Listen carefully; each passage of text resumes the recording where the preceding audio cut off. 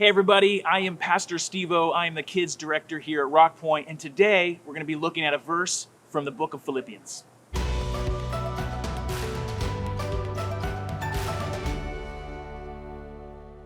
So I don't know if you guys are into hiking, you like to get out there and explore the trails and the beautiful scenery here in Arizona. I've done some growing up out in the Tonto National Forest, where you start in an area where the trail seems small and easy. It slowly becomes a little bit more intimidating, and now there's streams of water that become pools and tide pools, and it can be actually pretty challenging. Now, sometimes what starts looking one way, a small trail, can end up becoming really big, really different, and sometimes it happens fast. I don't know if you are a more advanced hiker. Maybe you've explored down in the Grand Canyon. You've got to do some exploring, maybe gone rafting on the Colorado River.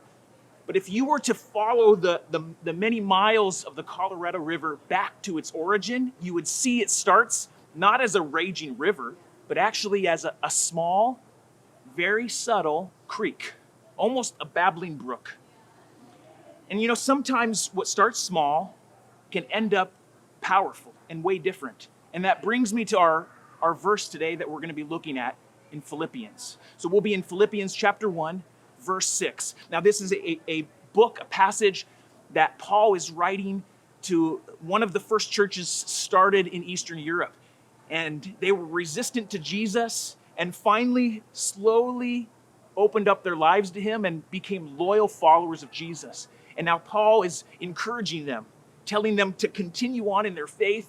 And he reads at the beginning of this book these words in verse 6. I'm going to read. It says, "And I am certain that God, who began the good work within you, will continue his work until it is finally finished on the day when Christ Jesus returns." Another version might say he who began a good work in you will be faithful to complete it in you.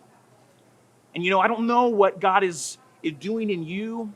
The work that he's doing in all of us sometimes can be confusing. It can be challenging. We can see what God is doing in our lives, and we can feel like, God, where are you? This seems to be a place in my life that feels like this little babbling brook. Where is the power? Where is what you're doing in my life? This is an encouragement not only to the followers of Jesus in Philippi, but to you and I, to say whatever we're walking through, even whatever work is challenging us, God is faithful to walk with us through that.